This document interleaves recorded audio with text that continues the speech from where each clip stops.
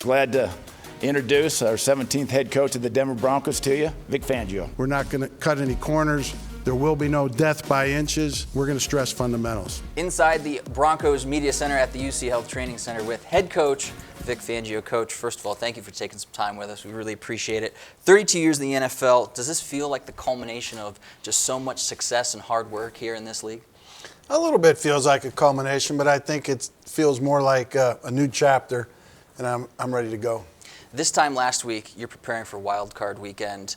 The game gets over. You only have about 8 to 12 hours before John Elway touches down in Chicago. What was that process like, and what did you draw on to get ready in such a quick amount of time? Well, for the first few hours or so, I was giving myself some time to mourn the heartbreaking defeat. And then I went back to my office and just put a few things together to present to John and show him, who I am, who I work. These are all things that I use with the players. I didn't make up anything fancy and went with that.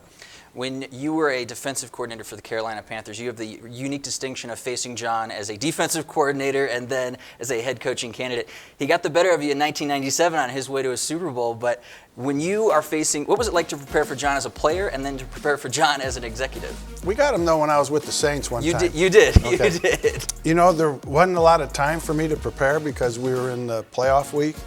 And like you said, there was only 10 hours in between end of game and the interview. So I just figured I'd be myself and go with that. I know the next few days are going to be very busy for you filling out your staff and kind of getting things going. Being a successful coordinator for so long in this league, what are some of the things that you look for in good assistants and good coordinators?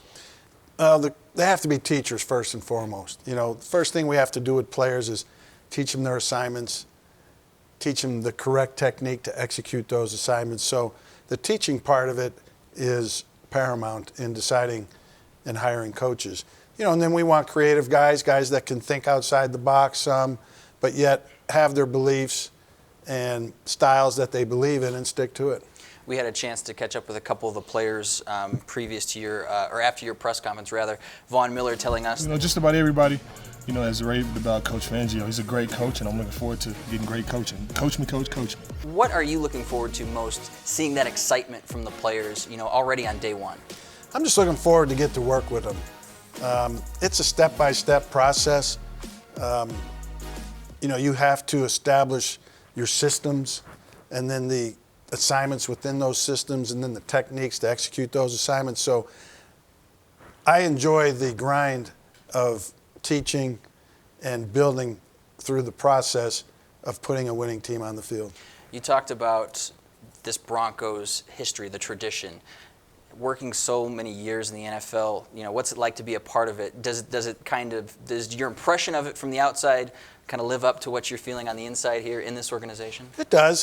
From the outside looking in, never being here before, I always had the impression that it was a good organization, a winning organization, will go the extra mile to win, and so far that's what the expectations have been met. I know Broncos country is very excited. Head coach Vic Fangio, we appreciate your time and we look forward to working with you. Thank you. Glad to be here.